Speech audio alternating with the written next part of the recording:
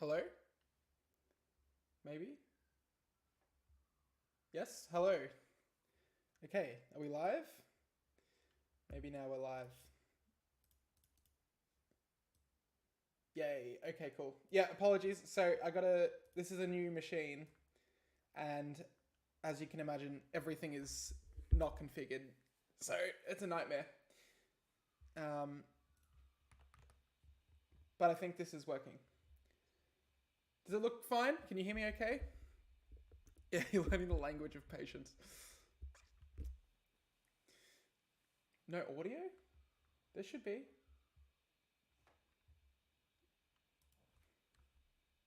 Oh, is it low? Is that better?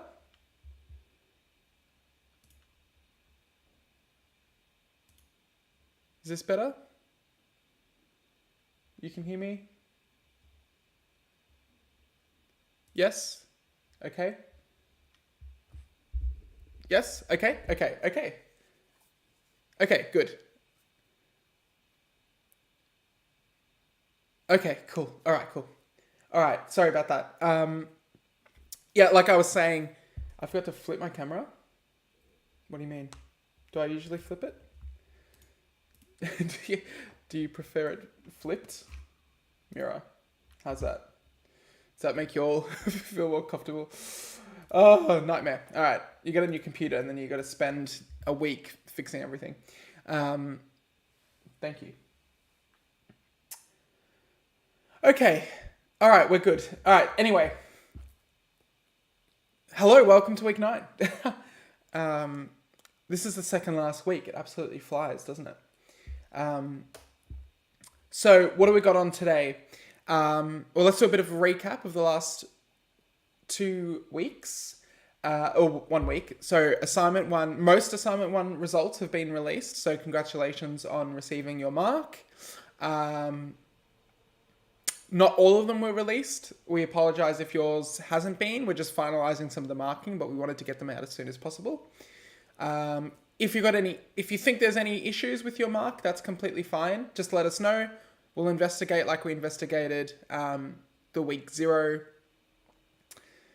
marks. That's no stress. But yeah, just email the course account if you've got any issues. Okay, that's that. Oh, the second thing, I should have had a link ready for this.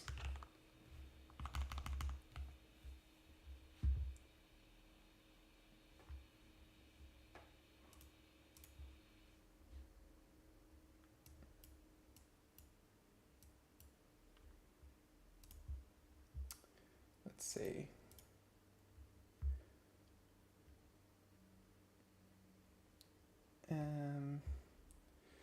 Okay, how do I share a link to this? What's going on?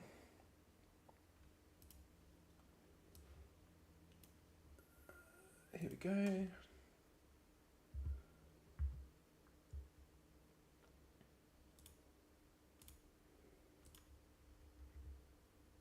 Okay. Okay. The second thing I wanted to talk about is that the UNSW My Experience forms are out, which I think I've just posted a link to. If you can click that and let me know if that works. You'll hear a lot more about my experience from us. We really do push it hard in 1511. I know we asked for so much feedback throughout the term. We have the lecture feedback. We've had, I think 90 responses to the lecture feedback form, and I read every one and we change it. But the official My Experience feedback and survey is so important for us as a course, us as a university, us as a school, me personally. They really get sort of analysed and scrutinised, and we really appreciate students completing the My Experience form. So there's a link to it now. You can save it. You don't have to do it now. In the tutorials and labs next week, we'll have some dedicated time for you to complete it. It only takes about 5 minutes. You'll hear a lot of your courses, especially the early courses, harping on about it. Maybe you will. I do at least. So, yeah, like I said, if these are where the university really looks at these to see what's going well, what's not going well. you know, yeah, they're really important for everything. So yeah, like I said, we will have more time for it and we'll hammer it pretty hard. So I apologize in advance. But if you just do it, we'll stop hammering. And I was thinking about it. If we hit, it's all confidential. It has an absolutely zero bearing on your grade.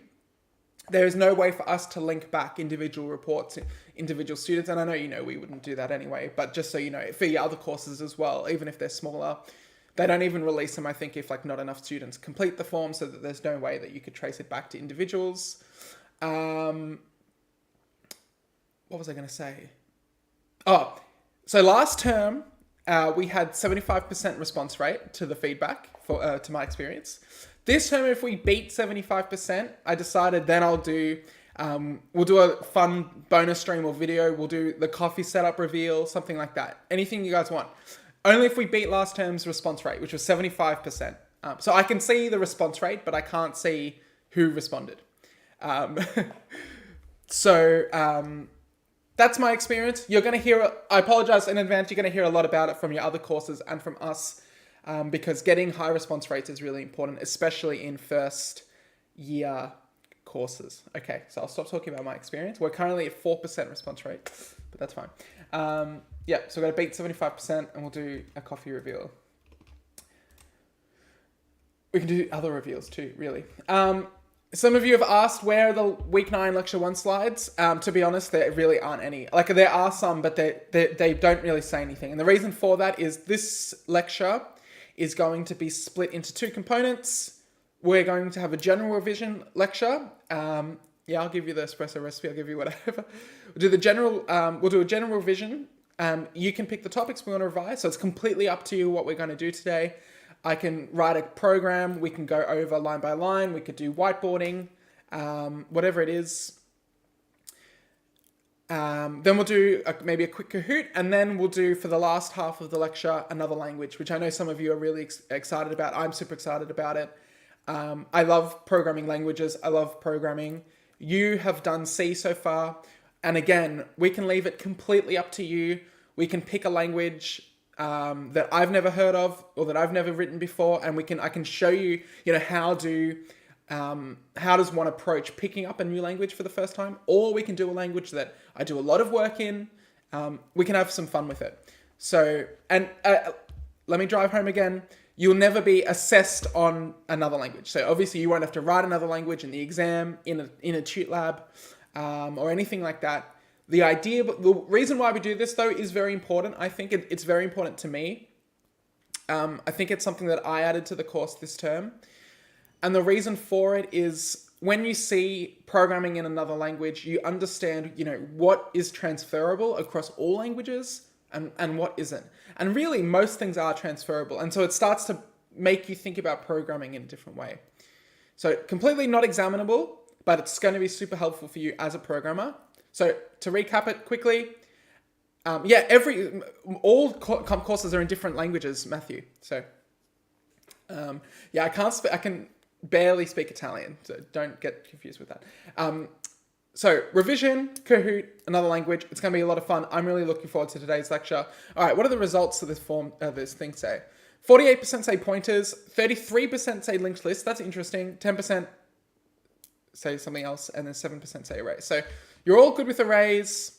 78 votes, that's quite good. So we want to do some pointers. That's exciting. What was the first language I learned?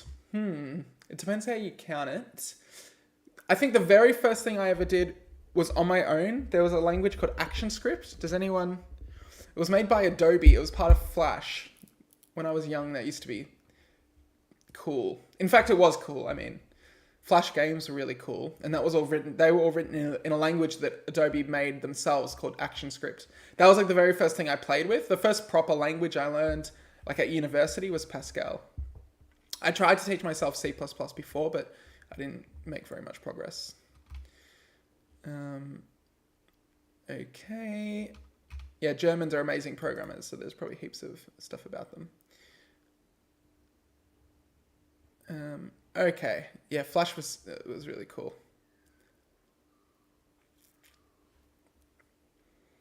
Okay, Okay, hold on. I gotta get my water as well.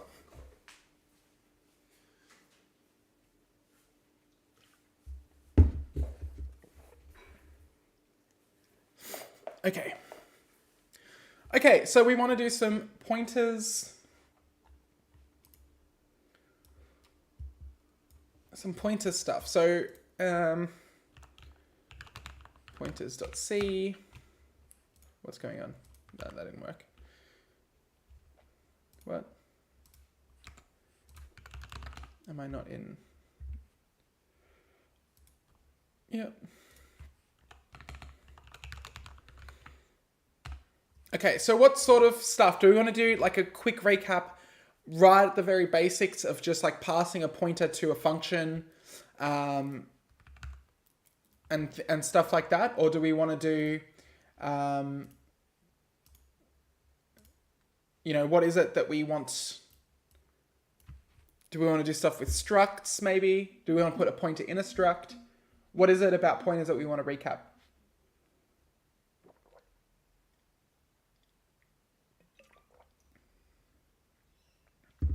Oh, the slides, are they not up?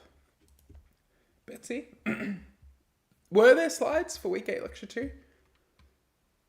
I'll do that in the lecture break or something. I also noticed the video was never actually made public, so I fixed that this morning too. Struct pointers, okay. Like with malloc, we can do that. Int main void.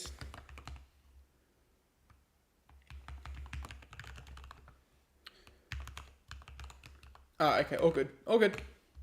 Betsy, can you read this code okay? Is everything set up? Pointers in functions would be really helpful too, sure.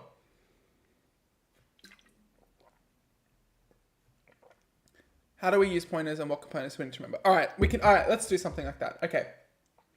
But like I said, just let me know that you can see this code and it all looks crisp and stuff. So there's a few, I'm trying a new theme and things like that to make it easier to read. Okay. Why don't we take a step back and, because I think I've got a way to sort of try and discuss all of these things that you're talking about. Awesome. Okay, so why don't we take a step back and talk about passing data to functions a bit generally. Maybe this is going to be a bit repetitive. We're not going to do pointer arithmetic, but stuffy, that's a new username. If you look at, do you remember in week 8, was it week 8 or week 7, I had a file in the lecture code called something not examinable. There's pointer arithmetic in that file. Okay. All right, so let's take a quick step back. I think I've done this before, but for the sake of it, I think it's going to be worth doing it again, but I'll try and do it a bit quickly. All right, so let's say we've got a procedure here, a function that returns nothing, and double values, and it accepts one integer, let's say, int x, okay? And this just takes x, and it takes the value of x, times it by 2, and assigns it back at x. Okay. As we know, and this shouldn't be new, I mean, maybe it will if you haven't come to all the lectures and things. If I make a variable here called int number, my number equals 5, and I pass in my number here, and then I print f %d \n, pass in my number. We know that because we're passing this value to this function, in C, the default behavior, or the only behavior when we pass data into functions, is that the variable gets copied. So here, x is a copy of my number. So there's a whole new memory allocation made. So when this function runs, there will be 2 integers in the memory at least. So when we double it here, right, and we can print it here,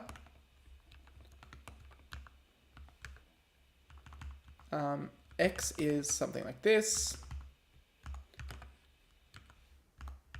Okay. And we'll say my number is like that. So what we'll expect to say is that x will print out 10 and my number will print out 5. And we can quickly compile this to program. And then when we run this, we'll say x is 10 and my number is 5. And that's what we'd expect. The reason, again, for that is we're passing a copy into this function. This function then changes that value. When the function end, that memory disappears, and we're left with the original value down in main. All right, so this is how C works. This is called pass by value. And the reason I'm talking about this is, and so first of all, does everyone understand what's going on with this example?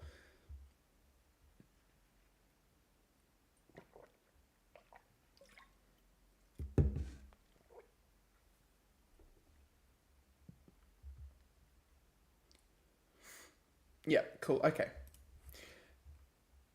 Now, if we really wanted to avoid copying this number and having those changes not propagate, yes, we could return the integer and reassign it, right? But that's not the point of what we're talking about here.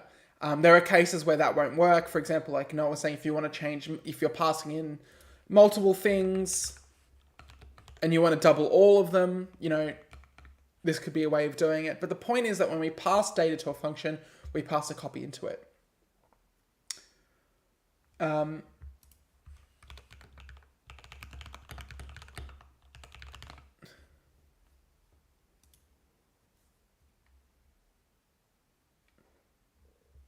Okay. So the other thing we can do then is get a pointer.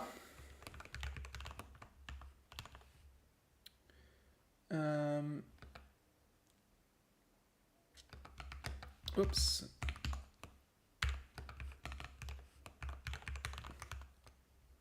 So what we're doing here is we're saying make a new variable, and it's going to be a pointer to an integer called my number pointer, and it's going to be assigned the address of my number. So as we all know, the ampersand means address of. So take the memory address of where this variable is located and store it in a pointer, right? That makes sense.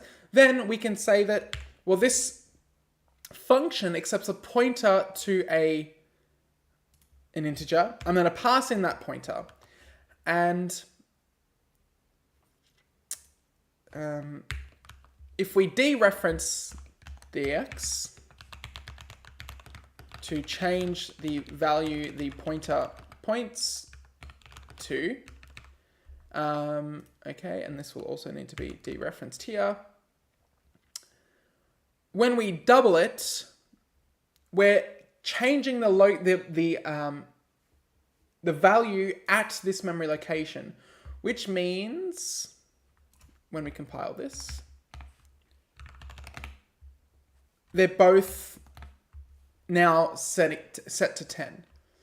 And so this pattern, passing in a pointer to something, is how we get around the limitation that when we pass things around in C, we're only passing copies of the data. And this sort of example, while it's very simple, is really nice because it shows off all the different components of pointers. So we use the ampersand, the address of, I don't know why I've lost the word, operator. We use the dereference operator, right? That we use to follow a memory address down to its underlying value. And we could show off how pointers work. So pointers are useful for lots of things. One of them being we can just pass in the reference to a variable and manipulate it. Now, to answer the question about why it is then sometimes we pass in a double pointer,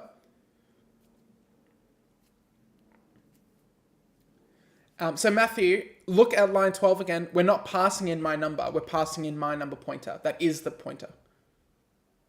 So both would work. We could pass in the address of my number. But I'm just showing that we can put it into a variable as well and just pass in that memory address. Now the question that some of you ask then is, why do we ever pass in a double pointer? And the reason for that actually is exactly the same. So what if, maybe I might need to whiteboard, but let me try to explain it, and if you guys don't get it, I can whiteboard it. In this example, we wanted to change the integer, right? We didn't want to copy the integer, we wanted to copy the pointer to the integer so we could change the integer everywhere. So what do? We pass a pointer to that thing. We pass a pointer to that integer. What if we actually wanted to change where this pointer was pointing to?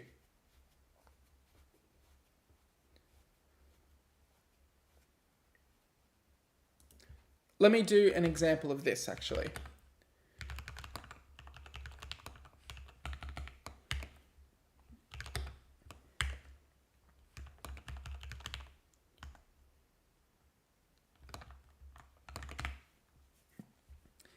Okay, and I'm going to say my pointer is equal to a call to malloc. What do I need to import for that? Standard lib.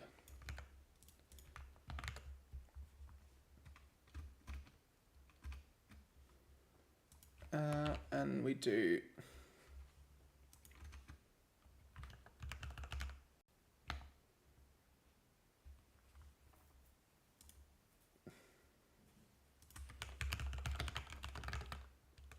oops.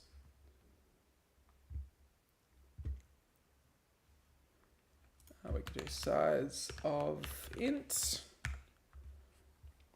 Okay. Okay, that changes my pointer. That's cool. That's what I wanted. Reassign my pointer to point to the heap, some new integer. Okay.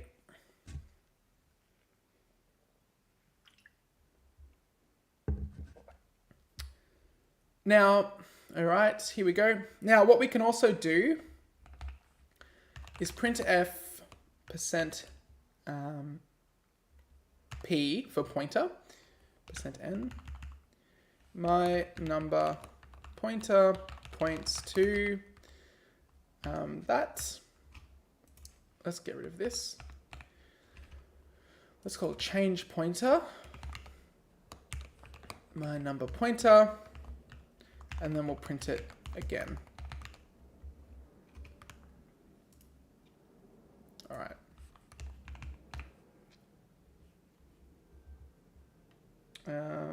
What's wrong with this? Oh, I didn't pass in my number pointer. Okay. Oops. Yep. Now, this is interesting. Okay. This is interesting. So we have this pointer to an integer. At the moment, this integer is in the stack, and that's the memory address in the stack. Okay. We call change pointer. Change pointer reassigns my pointer to now be assigned the result of some integer location on the heap. Right? So this is it's going to be a different memory location than whatever this one is. We assign it here, but just like the first example, it doesn't change it in main, right? Why isn't it updating? Why isn't it changing it?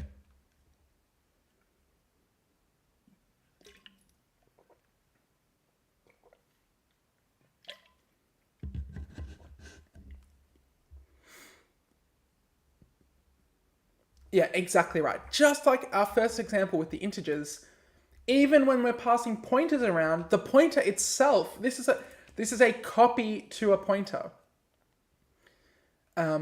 It's exactly the same thing that happened with C, right? Oh, sorry, with the integer. It's the exact same thing that happened. So again, how do we get around that limitation? And the way we get around it is exactly the same. If we want to change the actual thing that was passed in, we need to pass a pointer to it. Just like we had to pass a pointer to an integer, we pass a pointer to an integer. And we dereference the pointer once. So we follow that, because again, even this is still a copy. But if we follow it once, now we're changing the thing that we passed in. And as long as I pass in the address of this,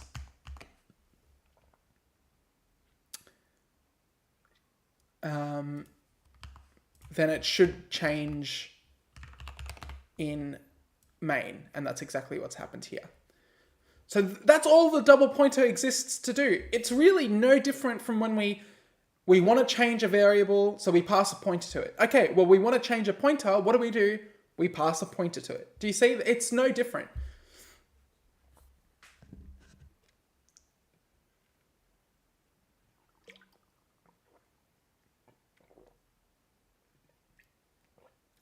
Yes, I can whiteboard it. Oh, I don't have Figma installed. That's annoying. All right, well, hold on, just use the website. Okay.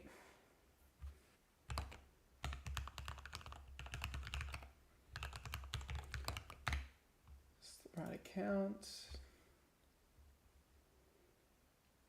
Authenticated. Okay, good. Go away. Okay.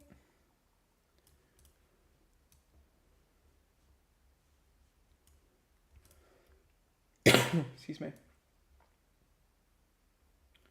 Just like that. Okay.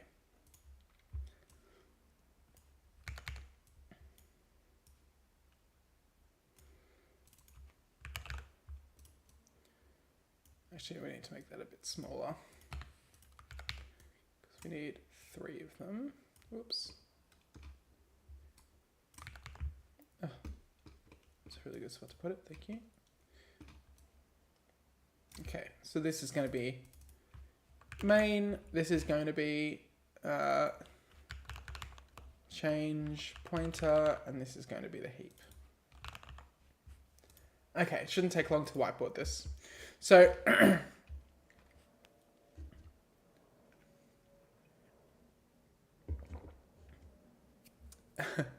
so we make an integer called 5 on the stack called my number. Right? So that's just and this has got the value 5 in it. Then we make a new variable on the stack called my number pointer, and it's memory address that points to that number because it's assigned the address of my number, right? We'll skip the double value stuff because that's not what we're talking about. We're then just printing the value of the memory address so whatever this is, or in this case, it's 16F6633AC. Nice. We then call change pointer. Okay. And we pass in the memory address of my number pointer. So what we're doing is, what did I call this? My pointer. It's a double star. I'll call this a single star. And if you look, once again, we're passing in the address of the my number pointer variable. And so if we think about that, the key here is to understand that, these, how do I do no fill? Yes, okay. Oops, let me move it.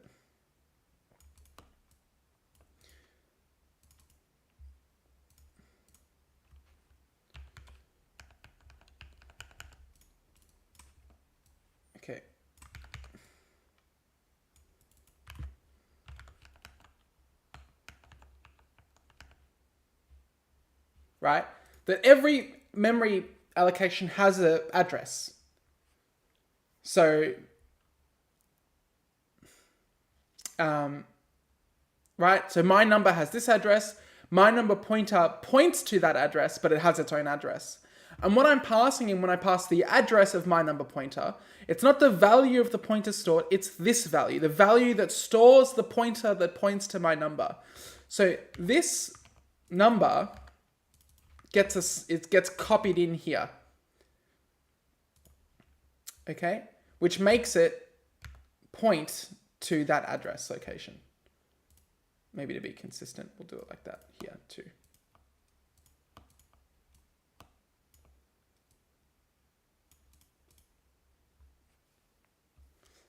Okay, so now we've got up here in change pointer, my pointer is a pointer to a piece of memory, which stores a pointer, which points to a piece of memory, which stores an integer called 5, or a pointer to an integer. When we're changing this, what this line is first doing is saying, okay, go off to malloc the size of an int on the heap. Some int. We don't know what data's in it, so it's probably just going to be some default number.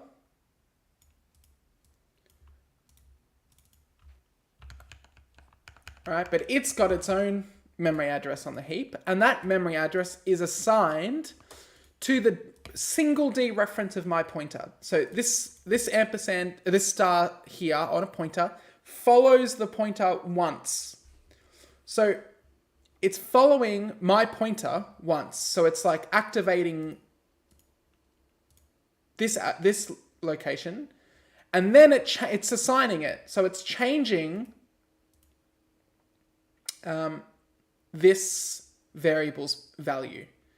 So no longer will this point to what it pointed to, it's going to change, which means this is going to point to this memory location.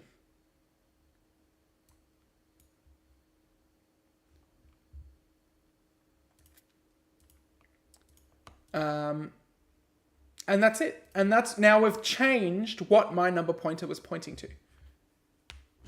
Does that make sense? Daniel, no, it's not the same because realloc also copies the underlying data into the new address.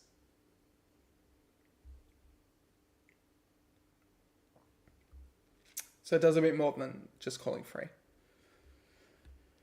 Okay. Whew. Nice bit of whiteboarding. If you can understand this stuff with pointers, honestly, if you really sort of get it and you spend time with it, you're kind of set for pointers for the rest of your life. It'll really serve you well with, and we'll talk about it when we do another language actually, because pointers are everywhere in other languages, but they're also nowhere.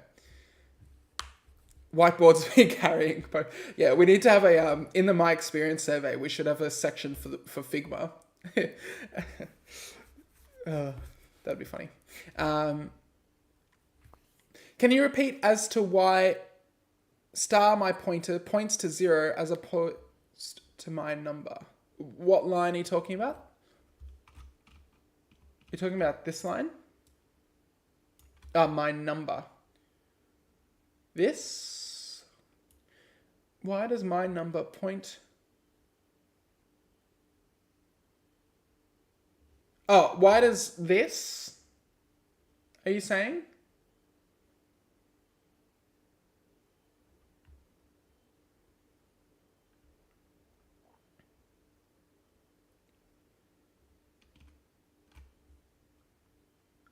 Why does this one point to 0 as opposed? Because we changed what it's pointing to on this line. We said my pointer, the D reference of my pointer here, so follow this down and then change what it points to now to point to that location on the heap. So my number pointer no longer points to where it used to, which was this value here. It's now pointing up here to the heap. We changed where it's pointing to. with that line.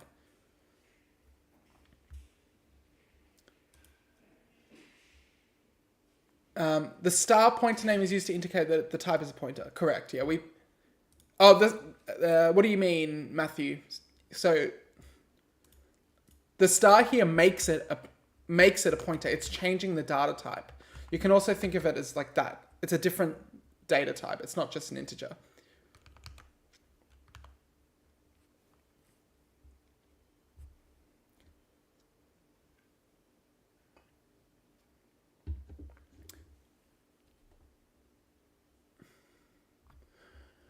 Why don't we just use my pointer on line 4? Why do we need the double star? Okay, that's okay. It's the same reason that... Well, okay, let me copy that. I'll sign that out.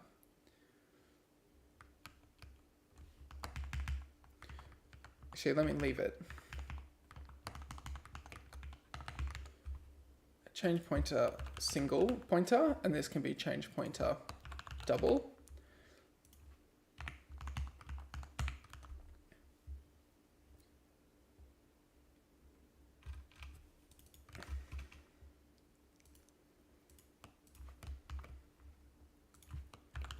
Single.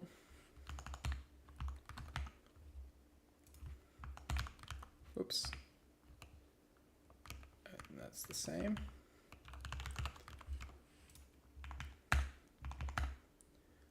So if we don't pass in the double pointer, the address does not change in main.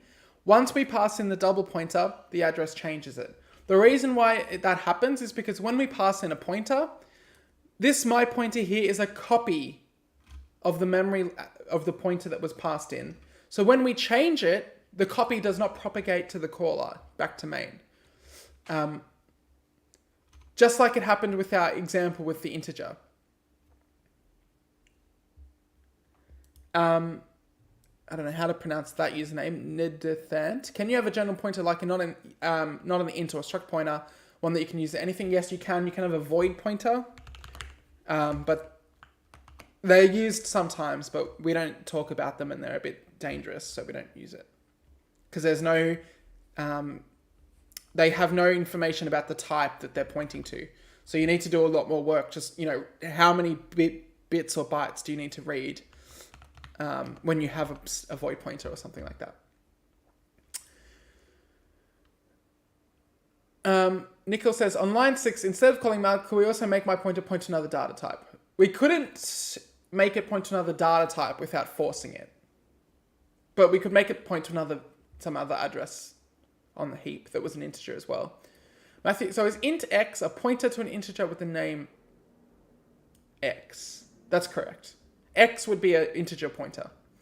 Will it always be int 0 when we're allocating memory? No, it depends on the compiler and the operating system. In GCC and DCC, it always gets initialized to 0. But you can't assume that. So this is dangerous. Can you have a general pointer? Yes, you can have a void pointer. I already said that. Is this code available to us? Yeah, I'll put this on the week 9 lecture code. I'll upload it at the end of the lecture. Whew.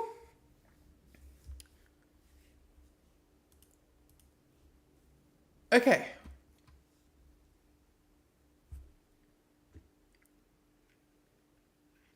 See, it's been fun. I'll miss it. That's maybe an uncommon take. Or maybe once you start using some other languages, you'll appreciate how much work C takes to get stuff done. Okay, 1531 at the moment is using JavaScript and TypeScript.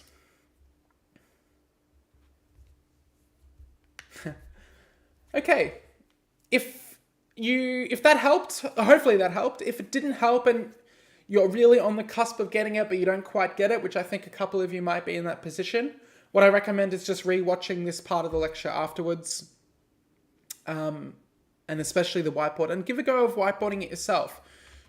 Whiteboard this version out and see why it doesn't work. Yeah, Matthew, and in one sentence, Matthew Young has perfectly pointed out why C is a complicated language to learn. So the asterisk symbol really carries a lot of weight in the C programming language. So it can do multiplication, it can dereference a pointer, and it can indicate that the type is a pointer. I really think that if C had different keywords for those three things, people's lives would be a lot easier. But that's just the cards were dealt.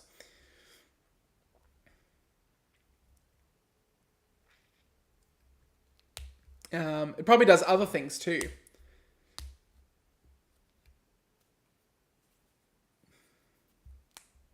Ooh, yes, rethink your life choices. Come do computer science. Or do software engineering. Then you're still an engineer and then you do basically computer science. It's exciting. What does dereference a given pointer to? Like in this example, we follow the pointer and we change the thing it's pointing to. That's what or we access the thing it's pointing to. That's what dereference means. Take a reference, a pointer is sometimes called a reference, dereference it. Get the actual value underneath the pointer. Could you use a combination of an enum, the pointer type enum, and void, start in a structure, generalize the linked list? You're so... that's interesting, Elvin Seed. Yes. If you wanted to make a generic linked list in C, which doesn't have generic types, which is not something we're going to cover in this course, you could use void pointers. Very clever thinking. That's really impressive. That is how you would solve it in C, but it's really dangerous and tricky. You wouldn't really want to write it yourself unless it was for fun. I think, yeah, you're asking the same thing. Ned the Ant. Ned the Ant? Ned the Ant? Is it just Ned the Ant? Anyway. Okay.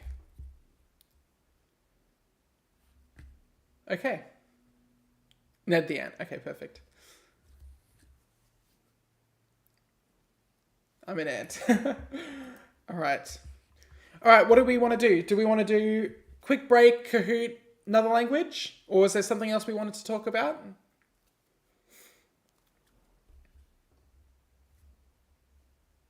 What does dereference mean again? Okay, let's look here, right? This is a pointer. Let me put some text here.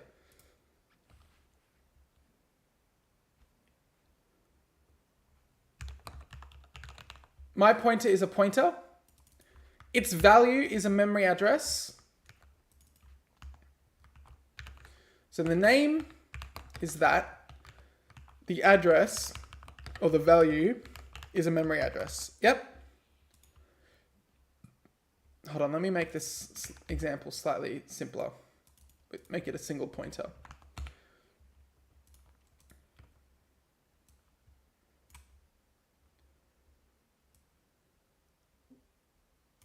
I'm probably making this more complicated, aren't I? Let me just do something like this. Okay. This pointer it's a pointer, so it stores a memory address that points to an integer on the stack, in the main function. So its name is my pointer, its value is that. If I print out my pointer, I will print out this memory address. If I dereference my pointer, right? That dereferences my pointer. This is now equal to the integer 5. So the dereference follows the pointer address and reads the value itself. So it gets the value from the address. That's what dereference does.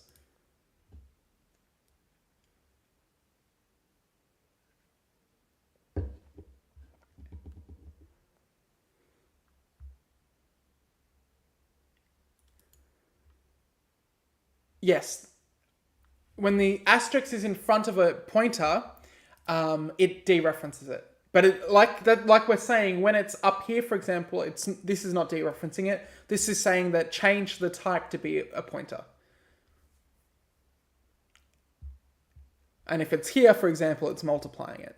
So that's why it's tricky. Okay, awesome. Whew, okay.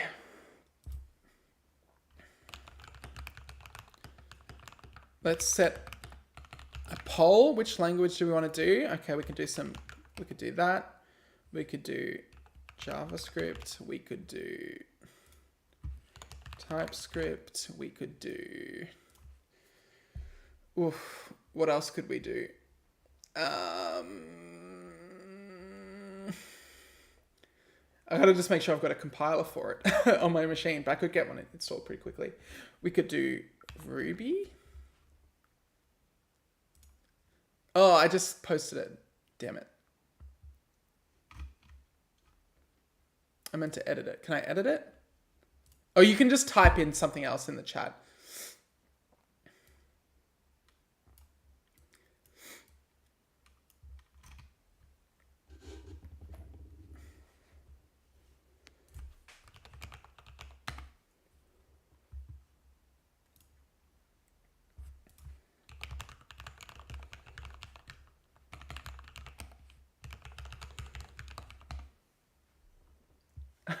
I don't even know what maple is. We could do a couple languages. Holy C, good reference there.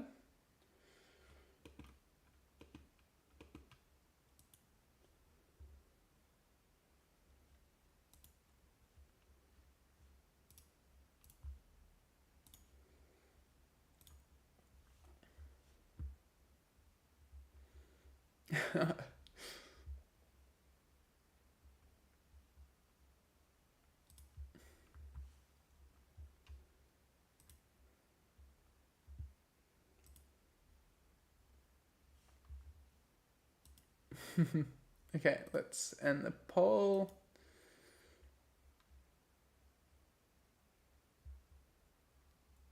$39. Oh, that's close. All right, we can do both. We'll just do both. We'll do both Python and JavaScript. Sound good? And then we all win. Okay. All right, we'll take a 5-minute break. I'm going to make a quick coffee. Yeah, I don't want to do Java. I hate Java, actually. Sorry. I usually say like, oh, I don't hate anything language, but Java sucks. All right, quick break. I'll answer all your questions when I come back. And then we'll do a quick Kahoot, and then we'll do another language. Okay.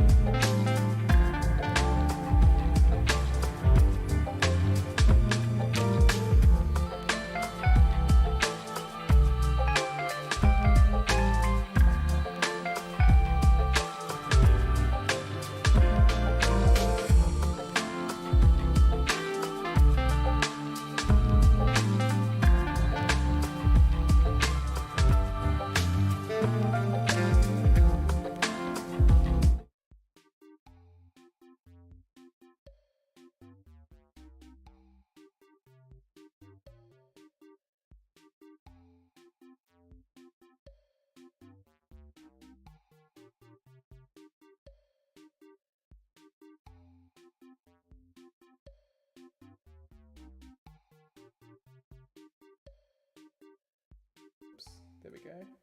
Chat's really popping off today. What's going on?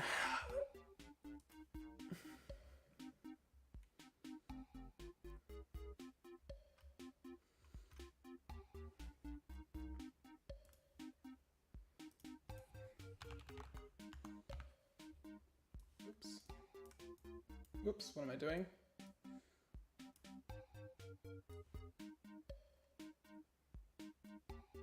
Okay, there we go.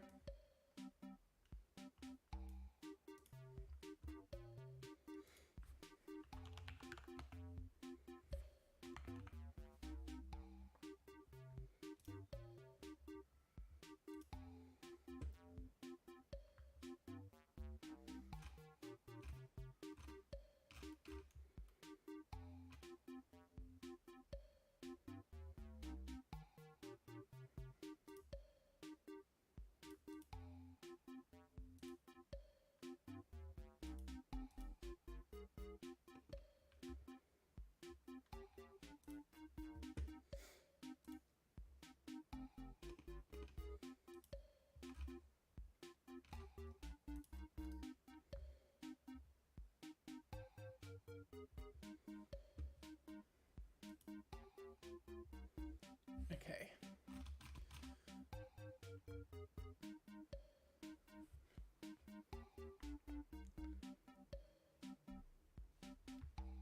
How many of there are here?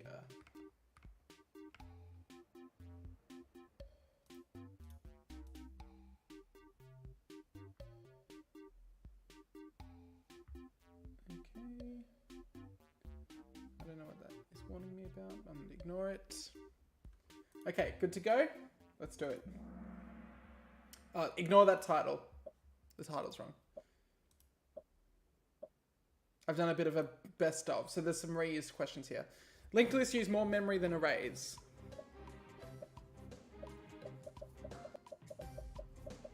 What do we think?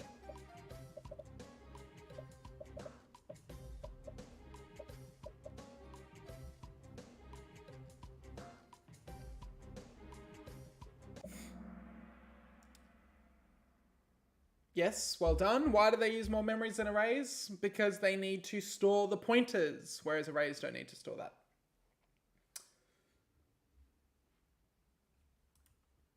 Right, arrays just store the data. Lucas. We got a normal username in at first for once. What is the benefit of a linked list over arrays? Yeah, remember there's 18 seconds left, so you gotta be quick. Faster to find elements. They're more complex, so I look smarter. Can randomly access a value. They're faster at certain element in the middle of the data structure.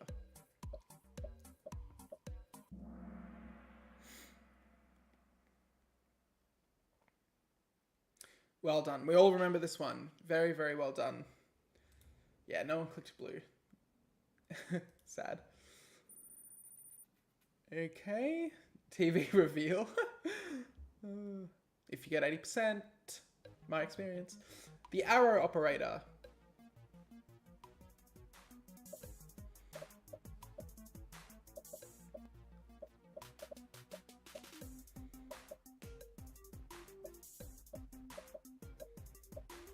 Yeah, you'll have to read quick. Oof.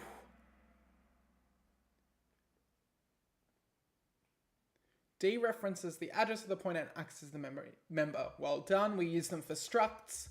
Close with blue, but that would just be the asterisk. That dereferences the address of the pointer and follows it to the value. All right, now I think we have some new questions. Oh, Lucas dropped off. Shrey Surveyor still on top. Okay, void star stores a pointer to a procedure, a pointer to anything is invalid, or stores a pointer to a function.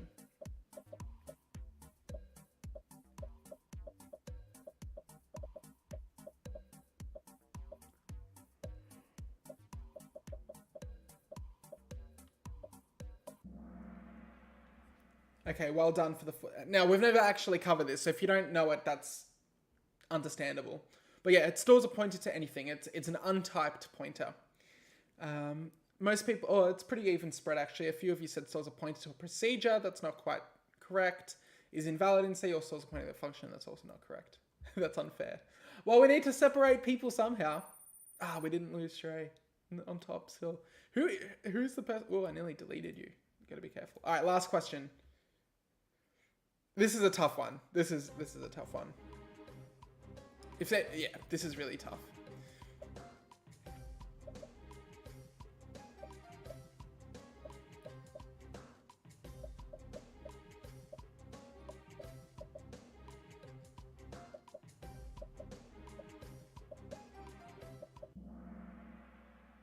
Okay, only 5 of you got it correct. Crazy. It's not invalid because that would just be pointer arithmetic. I'm pretty sure. Yep, defrag's got it. It's because it's 4 bytes. So it's an integer has moved along the size of 4 bytes. When we add it to an pointer, when we add a number to a pointer, this is called pointer arithmetic. It takes the size of the type and adds it. So we store memory addresses by byte. So when we manipulate the pointer by, for example, adding 1, we would add the size of the type that the pointer points to. So it would point to 4 bytes over. Whew. There is a limit to how much data a pointer can store, absolutely.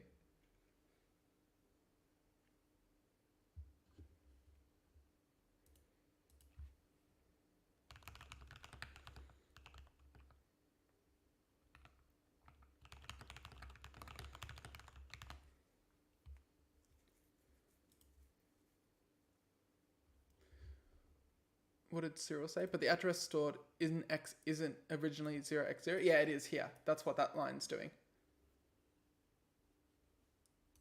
That was a brutal question.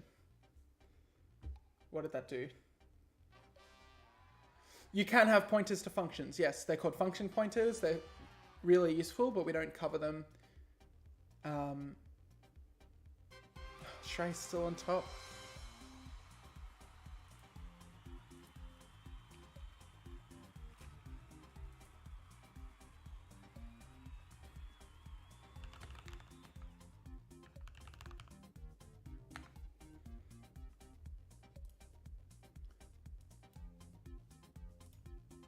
Well done to whoever that was. So I'm just talking to Tammy to get the lecture slides up.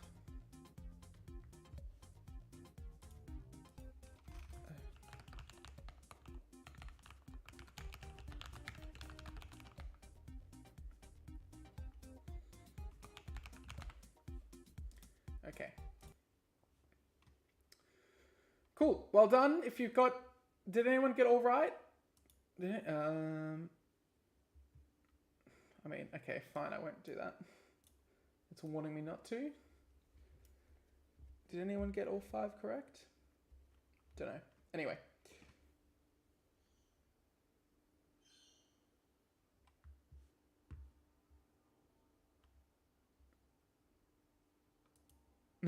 Not all right.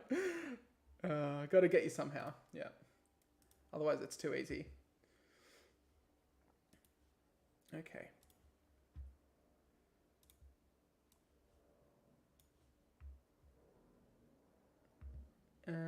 Does Jake teach any other courses? I sometimes teach 1531.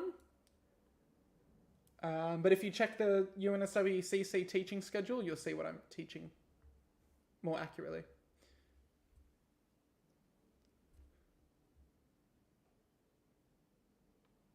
If I was a tutor, my feedback to students would be get good.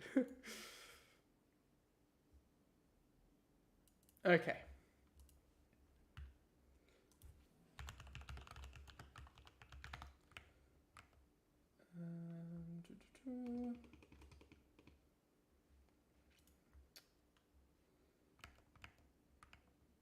Okay, let me just organize a few things.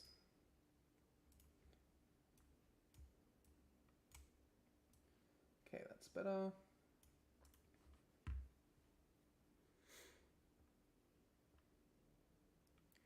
I don't think I'm teaching it in T1. I can't actually remember. You can check it all here though. Has anyone seen this page? This is maintained by the school. And then you can go 2023 by, I guess you could do by course. No, by staff. I don't think it's been updated yet. Yeah, it's not been updated. I can't remember what I said I would teach. But you can, this will get updated closer to next year. And you can see who's teaching what. But I mean, all the, especially the first year courses, they're all taught by great lecturers.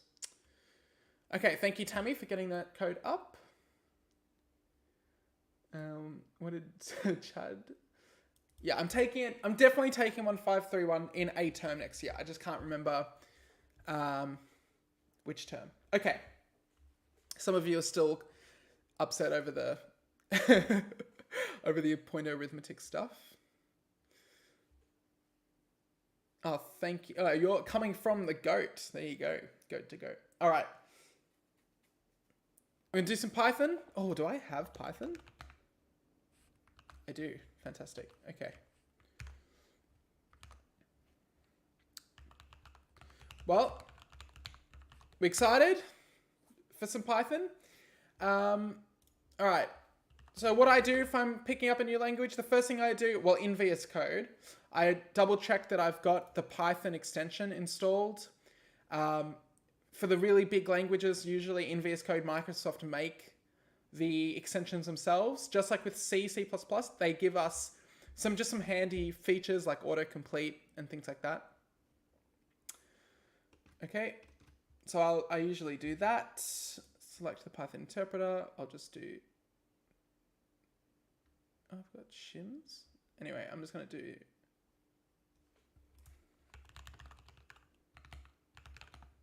Yeah, I'm just going to do this one for now. That's fine. Okay, we can quickly install linter as well.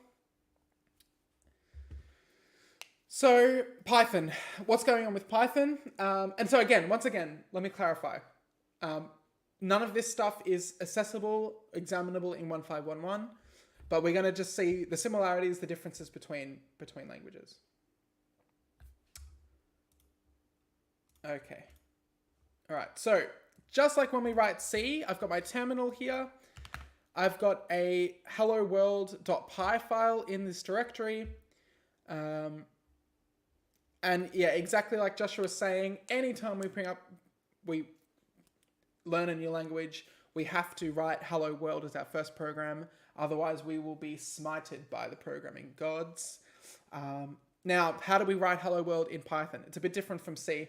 So as a reminder, what would we do? We would have main void print f hello world, something like that. What do we do in Python?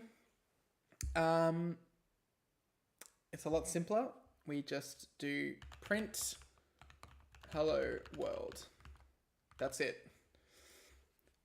I run Python 3 hello world.py and I get hello world printed out. So what's going on here? There's no main function. There's no compiler. I mean, you noticed I didn't compile it and then run it. So that's different. Print is not that different. The string's not that different. I don't need a new line. So it has, if I print two things, it's printed out, it's putting in the new line in for me by default. There's no hash include. There are includes, but you don't need to include anything to print.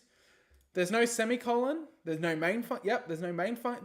This is it. This is hello world. It's one line. Python's a crazy dynamic language that helps us do a lot of stuff. Yeah, I'm not going to go into the main guard stuff 1.1, but if I wanted to put hello world in a variable, to print equals hello world, I can do that. Right? What's going on there? There's no types. I didn't have to say what type toPrint is. It just knows that if I'm assigning it a string, then toPrint is a string, and if I pass in a string to a function, then it should use it as a string. That means, and this is what makes Python even crazy. Then I can say toPrint is now assigned to the integer 5, and if I print that out, the string 5 gets inferred from the integer and gets pointed out. It does. So this is the big difference between C and Python philosophically, is that C does nothing for you. You do everything. Python does more for you. There's still stack frames, Matthew. So we can still have a function.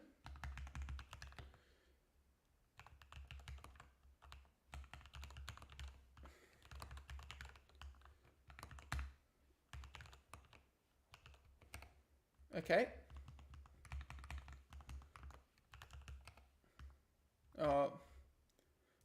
No, let's just not even do a parameter there.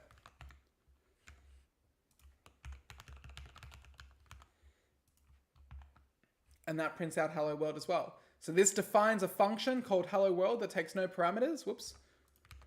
And I print out hello world in that function. I call hello world here, which prints it out just like in C.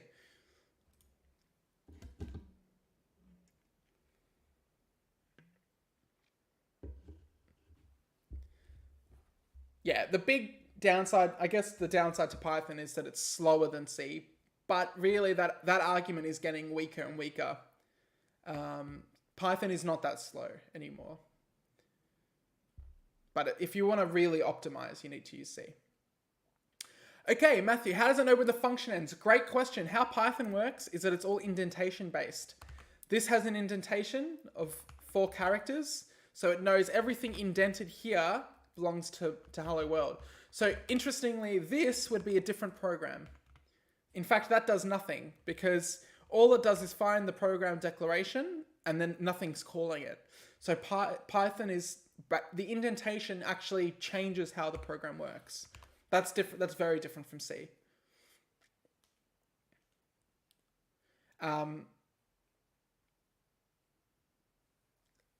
Okay, cool. How do we compile? We don't compile. Python is an interpreted language, which means the Python 3 interpreter runs through the code and executes it at the same time. So we don't compile it to a binary. Indentation is about style in most languages. In Python, it's actually used as a control mechanism. We can do some crazy stuff. So we could say, all right, I've got an array called my data. It's equal to an array with the strings Jake, Tammy, Noah. Who's in the chat? AR11. He'll be sad because he missed the lecture. Who do I see here? Ned the ant.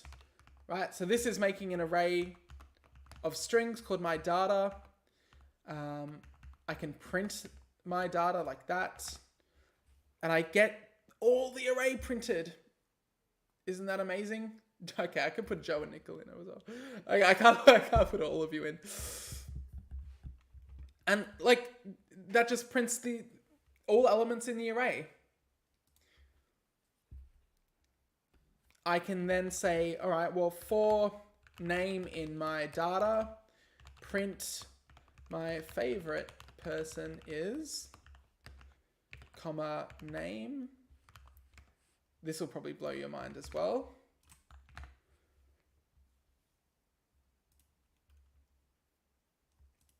That is looping through all the elements in the array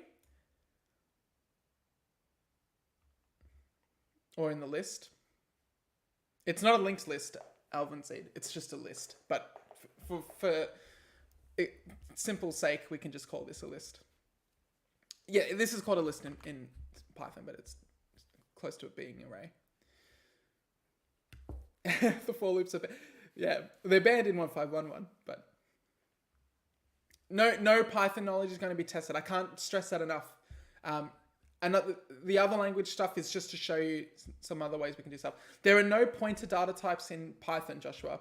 The reason for it is slightly more complicated, but everything is a pointer in Python. How does it know when the loop ends? Arrays have to have a -o in them like C. So it's putting it in there for you. It's all obfuscated. It's all abstracted away from you. It's done for us. The for loop like this knows how long the array is. The reason it can do this is because this array, this list, for example, has built into it its own length. So I can ask, what is the length of my array? So therefore, when it's looping over it, it knows how many times to loop.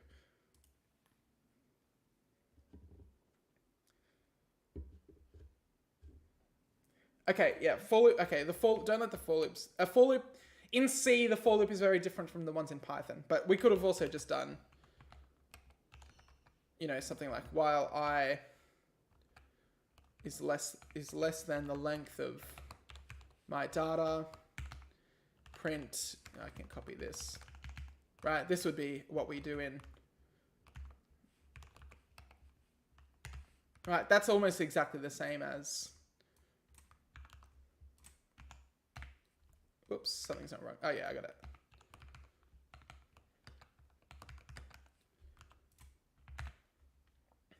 This is sort of what we would do in C.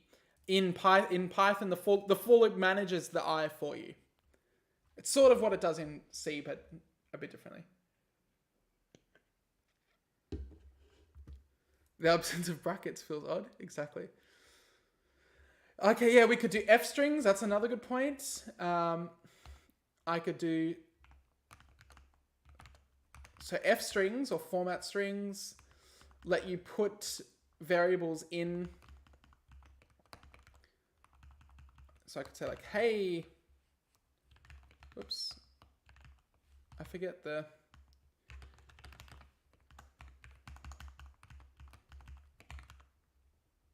Is that not right? Oh, I gotta finish the quote. And get rid of that. Oops. Okay, we don't need the hash. So I can put variables directly in a string if the string is an F string. Does anybody see semicolons? What is empty? I don't know what I'm doing. Okay, we could write a quick program that we've done in C in Python if we want. This is a cracked printf. Yeah, exactly. Okay, let me look at the lecture code that we've done in the past. Let's see. Oh, let's Python.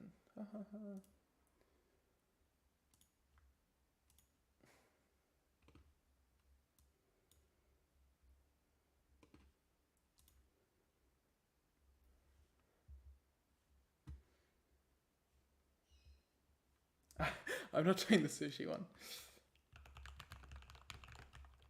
We could do linked lists really quickly if I get a quick example up.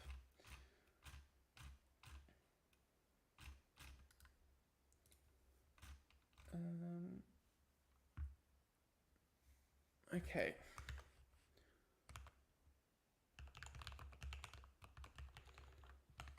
Oops.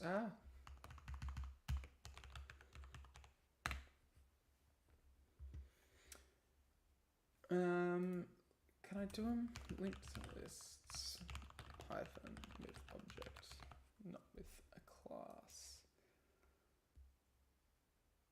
Is that possible? Yeah, I know it's possible, but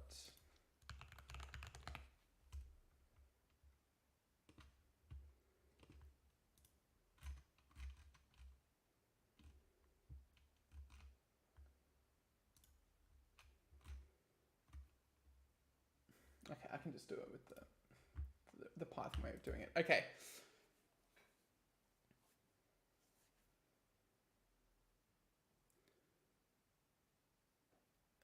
Okay, let's do it. All right, so class node.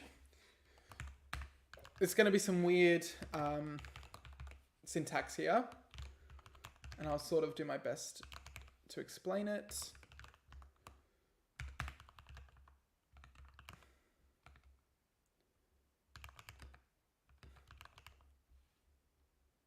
Okay. Okay.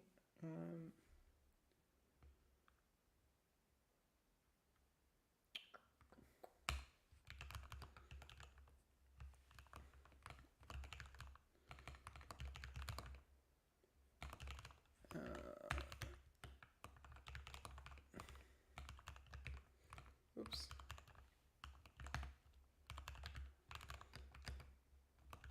Okay. So when we had our linked lists in C, we made structs, classes, like structs. I think that's close enough for now. Classes are like structs. Data and next are elements in the class, like elements on the struct. So we pass in data, and next is going to be our pointer to to another node. Okay. Then we have something like in C as well. We have the struct for the linked list itself, or we could have just stored a head pointer to a node. Actually, it doesn't actually matter. All right. So then I can just say our linked list. Ooh, is equal to a linked list. I call it like a function. That's a bit different because I can pass in some initial data. The linked list has no initial data, so I don't pass anything there. And then I can say the linked list dot head, right? So this head reference here is equal to a node, right? When I create the node, I can actually pass in the data that I want to store into data. So I can say, I can store a string called Jake, like that.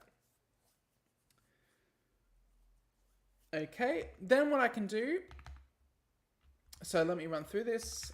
Linked list is a structure storing the node pointer in head.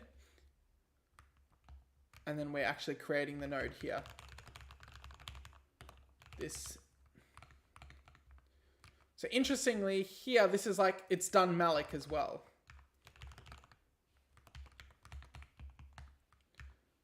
This is mallocing a node. Mallocing, I guess that's how you'd spell it. So the head node, it refers to that. I can make another node, a second node equals node, and I can give it Tammy. I can do a third node and give it Noah. And then I need to hook them up.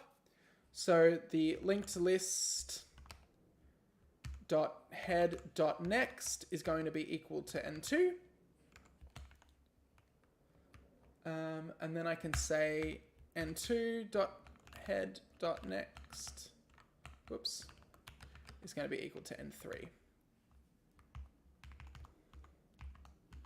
Like that.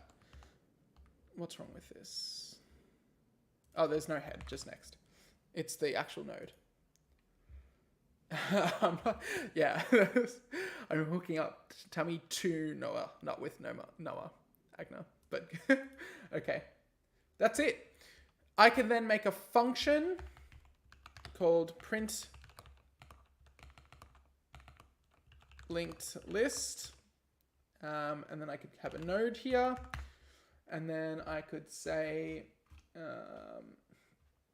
while current is equal to node, while current is not none, print current dot, that should be capital N.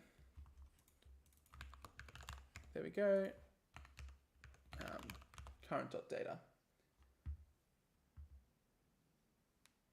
And then I can just say current is equal to current dot next. That should print it. Oh, no, that is just a node. Yeah. That's fine. So then I come down here and I can print linked list dot head.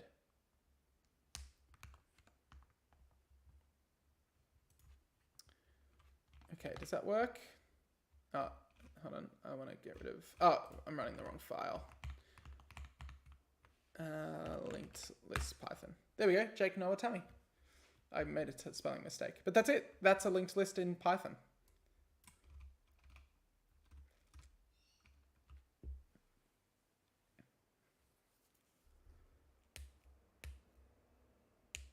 What are you going to put in my experience? This chat is cursed. What's going on? Yeah, I know. Sorry, Noah and Tammy.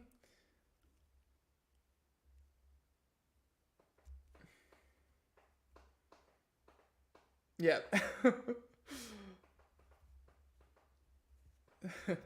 How do you do scanf? That's a good question. Okay, rather than this... Okay, this is cool. Okay, so I'm breaking up Noah and Tammy. Didn't work out. I can input, enter your name, enter name,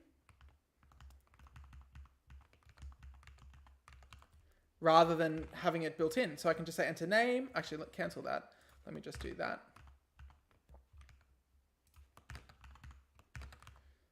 Right, enter name, Jake, enter some other name, Nikhil, enter some other name, Love and Tierra.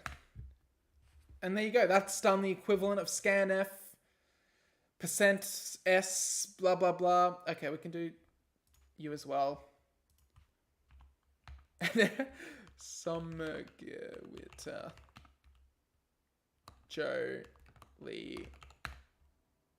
Need more Windows. There we go. Yeah, and it does the printer for you. It prints out the prompt. That's exactly right.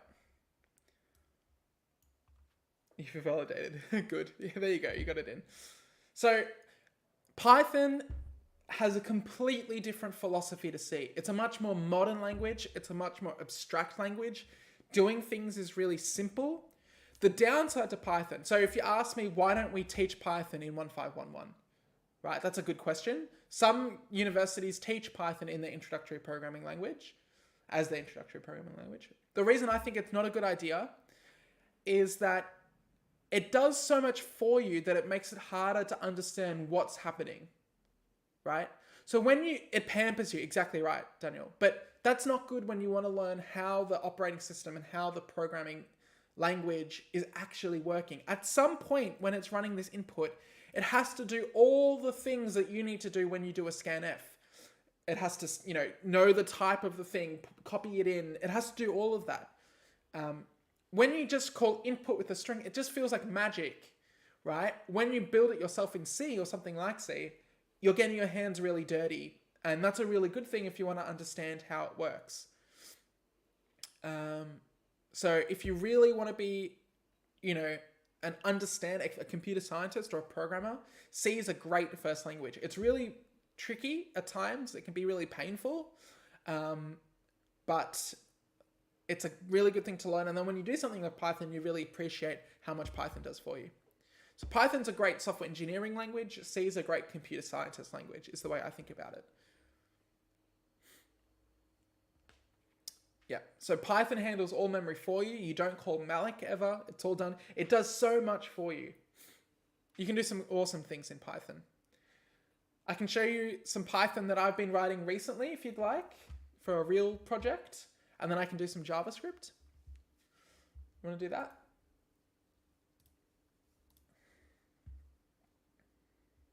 No panic is no gain. Exactly right. Exactly right. Okay, let me just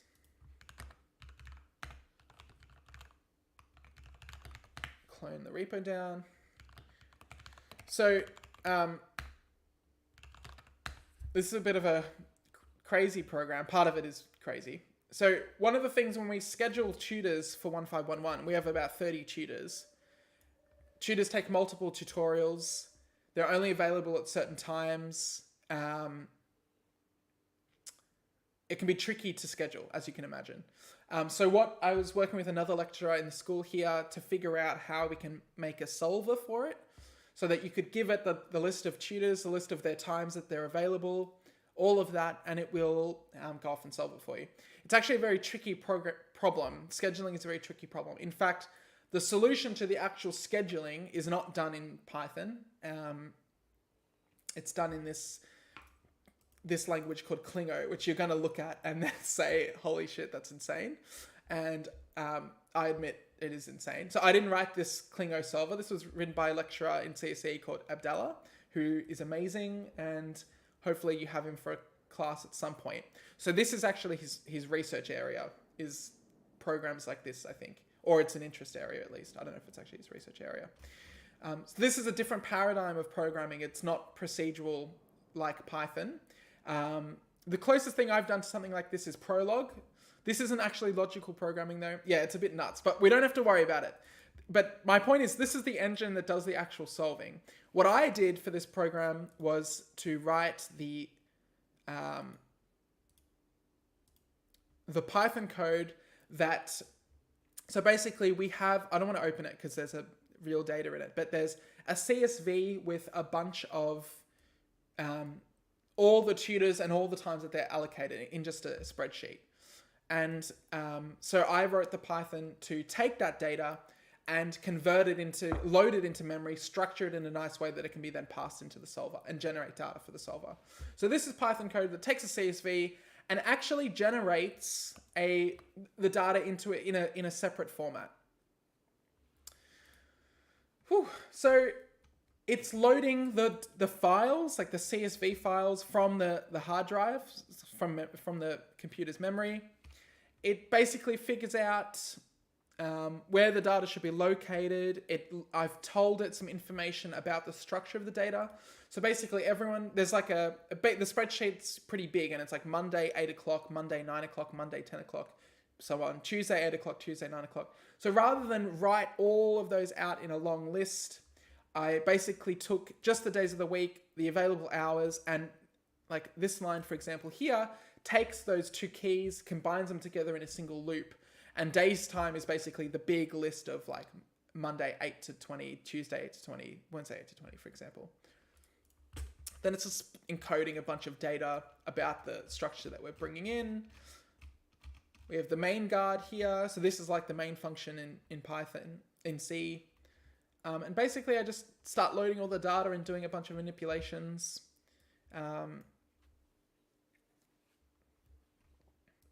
Yeah.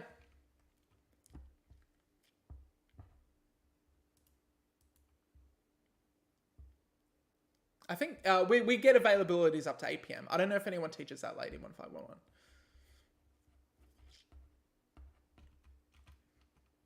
So that loads the CSV into this specific format.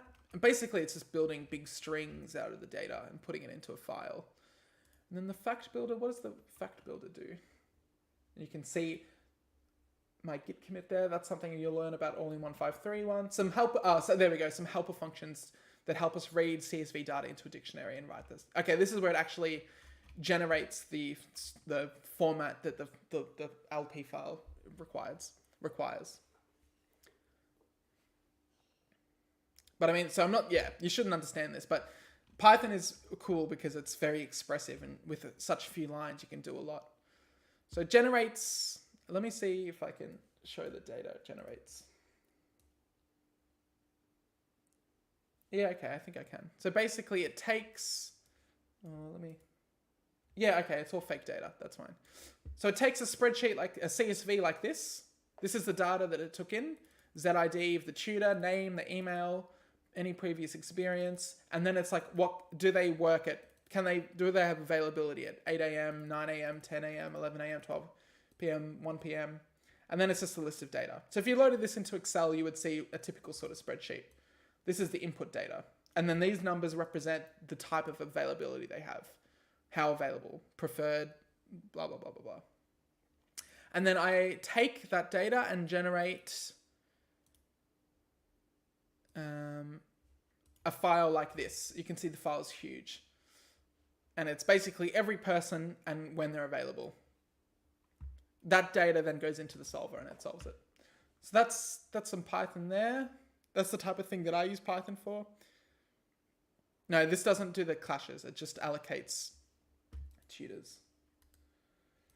We can go to my Git repository. So these are all the projects that I've worked on. We can go Python here. We can look at all my Python projects. There's DCC, the compiler that you all use. I've just contributed a bit to it. This isn't the whole compiler. There's a tutor scheduler. That's what I was showing you. The code lecturers. That's something I've been working on. Okay, not too many Python projects.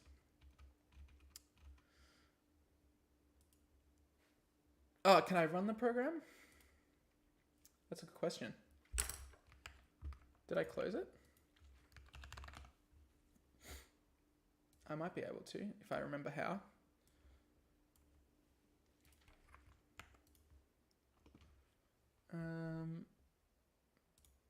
It'll be in Fact Builder, I guess.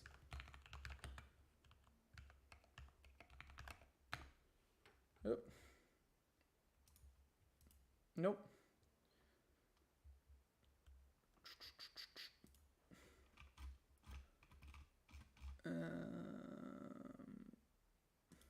Oh no, Castle to... Yeah, that's the wrong file.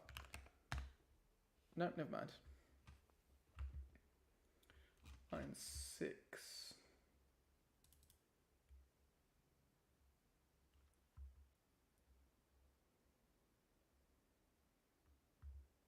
That shouldn't be a problem. Does it want me to be in scripts? No. I can't remember. It's been a while since I ran this. Or is it not up to... No, that must be up to date.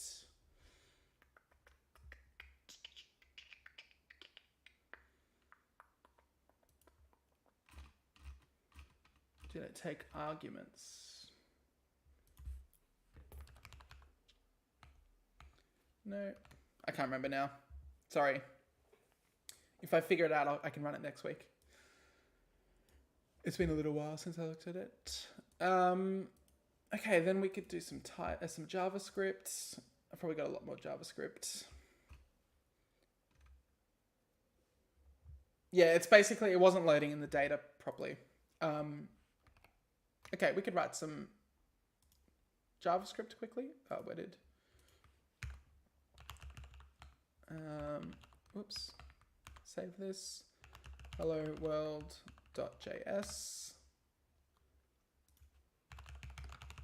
Okay, JavaScript is really similar to Python, actually. It cops a lot of flack, but it probably shouldn't. But it works quite differently. So JavaScript was made for the web browsers, although it's being used for a lot more now. But what I really want to drive home is that in C we use printf, Python we use print. In JavaScript we use, turn that off. In JavaScript we use console.log. And I can also just, hello world. And like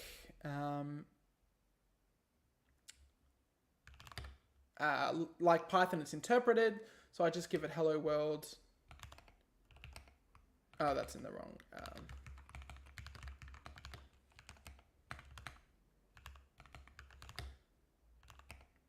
Oops. So Node is the JavaScript interpreter that's commonly used to get JavaScript programs running on a computer. And I just so Node is like Python 3, for example, and I give it the file and it just prints out hello world. So yeah, this is not Java, this is JavaScript. So very different from, JavaScript syntax, very similar to C syntax. So for example, a while loop, I can say I is equal to 0. In JavaScript, you have to say let I is equal to 0, while I is less than, 5. You can see the syntax is very, very similar. Console.log I, for example. And I can put semicolons in just like in C. However, they're actually optional now helps if you increment I. And that's our while loop here in JavaScript. But then JavaScript is also,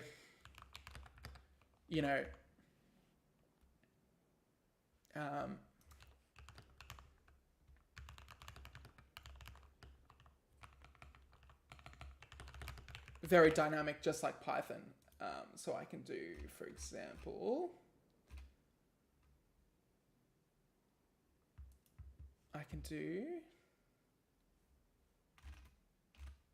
think,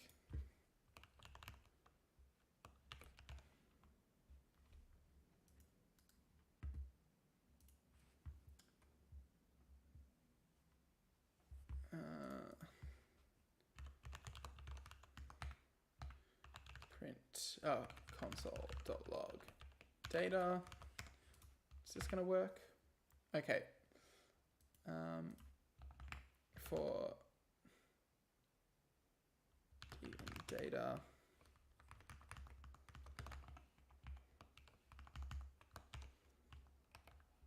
console.log d. I think this will do it.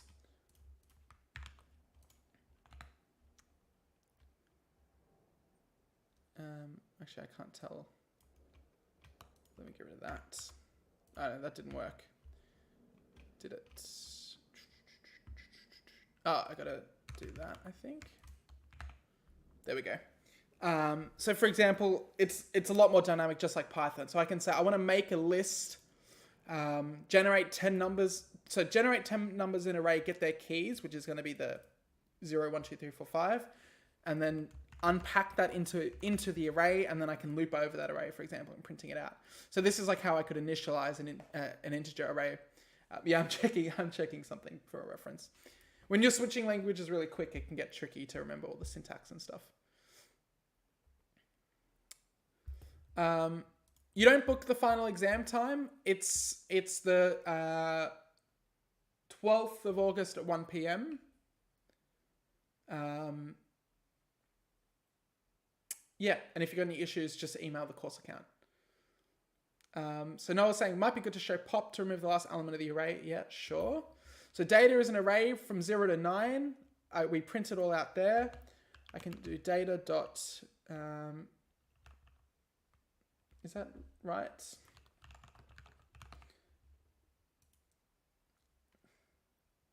Yeah, that's right. think.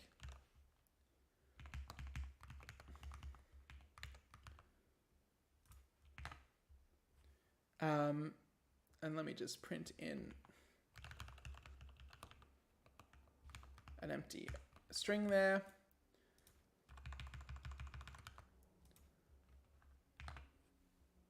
And then you can see, for example, pop took the last element off the list, then I printed it all out, and it gets printed out like that. Yeah, so it's a 6-hour exam, but it's a 6-hour period, but it's only a 3-hour exam.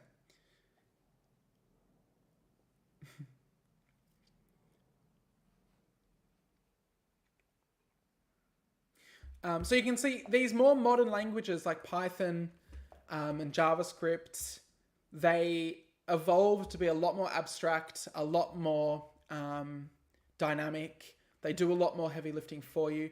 But if you really think about it and you really look, the way we do things in these languages, nothing changes from what we learn in C, right?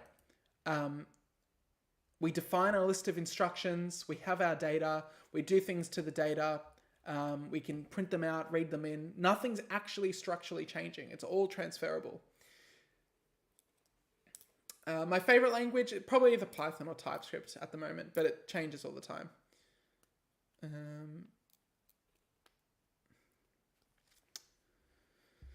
3-hour exam lunch on. After the exam, maybe. You could do that, but not during.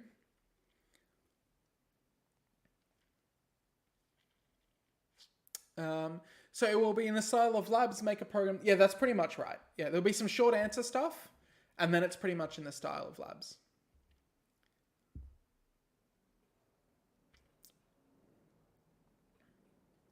Coding date. What did Noah say? Yeah, it's in Maple. Yeah. I actually don't know what the Maple language is.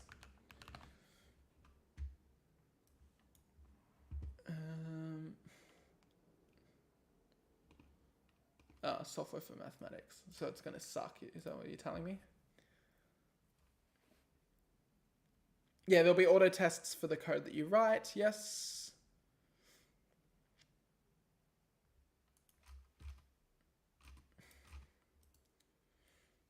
Okay, it's all math stuff. It's like R or MATLAB, I guess. That syntax isn't too bad. It's not too bad. Stop complaining. Not this website. Cool. The other amazing thing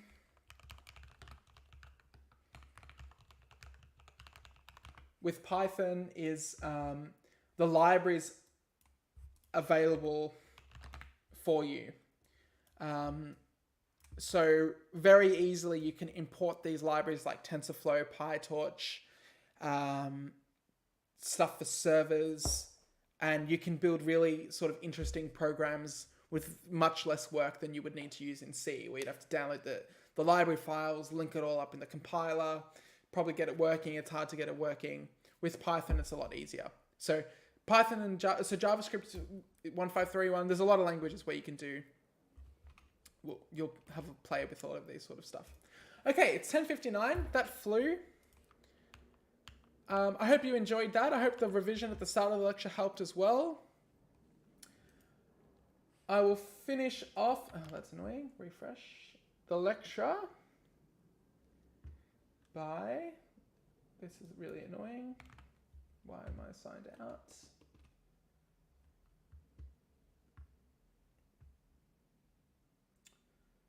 Here we go.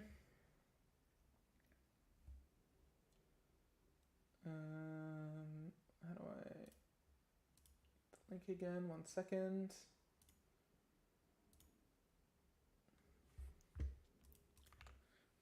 So yeah, for the feedback, please, for the feedback this week, please complete the My Experience survey instead of the the feedback form. I mean, there's only a few more lectures left, so there's no point collecting them. So please, if you've got a few minutes, I would really appreciate it if you completed the My Experience survey. Thank you so much. Yeah, I can do a VS Code extension reveal. Love the new languages. Awesome. No matter what language you go off and play with in the future, you will have a lot of fun.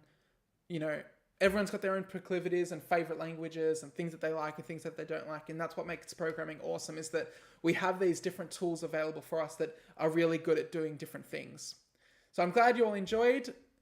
A bit of a lighter lecture today. Like I said, there's no more massive concepts to learn. So while it may have felt that things were pretty packed leading up to this, now is a time to just finish your assignment 2, get ready for the exam. We have more revision. We have an exam revision lecture coming up, and we can even fit some more fun stuff in. So thank you all so much. Complete the feedback form. Thank you. Yeah, it was a fun chat today. I agree. A lot of people here today. Awesome. Yeah, we're almost there. I agree. Thank you, Shrey. Thank you, Tammy. Thank you, Noah, as per usual. Thank you, everyone who comes, especially the people who make it every week. I appreciate you. Have a great... I'll see you tomorrow at 3 o'clock.